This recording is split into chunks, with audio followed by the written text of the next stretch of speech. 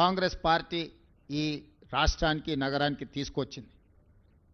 ఎక్కడ కూడా వివక్ష చూపించకుండా తెలుగుదేశం పార్టీ ఆలోచనలో అవసరమైన అభివృద్ధిని ఆ 10 సంవత్సరాలు కాంగ్రెస్ పార్టీ కొనసాగించడం వల్ల ఈరోజు అంతర్జాతీయ ప్రమాణాలతో కూడుకున్న నగరంగా 16,000 కోట్ల రూపాయల మిగులు బడ్జెట్తో తెలంగాణ రాష్ట్రాన్ని చంద్రశేఖరరావు గారికి అప్పచెప్పినాము.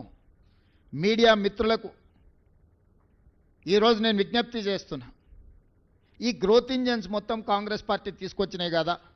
ఈరోజు ఐటీ కంపెనీలు, ఫార్మా కంపెనీలు, విద్యా సంస్థలు, మెట్రో రైలు, మెట్రో జలాలు, outer ring road, hitech city, అంతర్జాతీయ airport, knowledge park, financial district, American consulate, ఇతర దేశాలకు సంబంధించిన కౌన్సిలేట్ జనరల్స్ని హైదరాబాద్కి రప్పించి ఈ హైదరాబాద్ నగరానికి అంతర్జాతీయ గుర్తింపు తీసుకొచ్చింది 2004 నుంచి 2014 సంవత్సరంలో కాదా? ఇదే కాదు, 2013 సంవత్సరంలో ఐటీ ఉద్యోగాలను పెంచాలని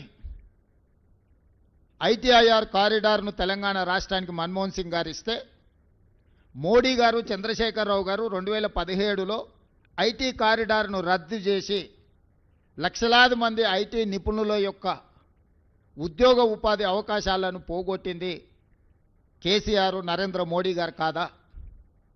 ఈరోజు ప్రత్యక్షంగా లక్షలాది ఉద్యోగాలు, లక్షలాది కోట్ల రూపాయల ఆదాయం ఈ రాష్ట్రానికి వచ్చింది అని అంటే 2004 నుంచి 2014 వరకు ఆనాటి ప్రభుత్వం తీసుకున్న భవిష్యత్ కార్యాచరణ కాదా?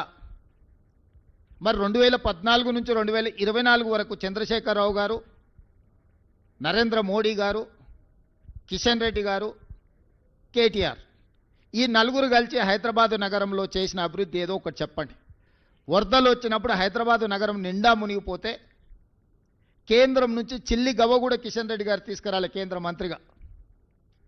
సచివాలయంలో ఉన్న దేవాలయాన్ని కూలగొడితే కూడా, సచివాలయంలో ఉన్న మసీదును కేసీఆర్ కూలగొడితే కూడా, కిషన్ రెడ్డి గారు సొంత నియోజకవర్గంలో ఇంత దుర్మార్గం జరుగుతూ కూడా ప్రశ్నించలేదు.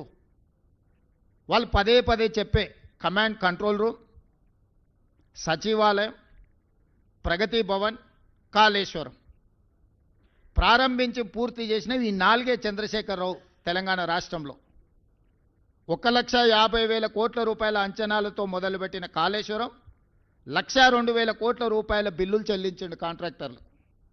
కాళేశ్వరం కట్టడం, కాళేశ్వరం కూడడం 3 సంవత్సరాలలో జరిగింది.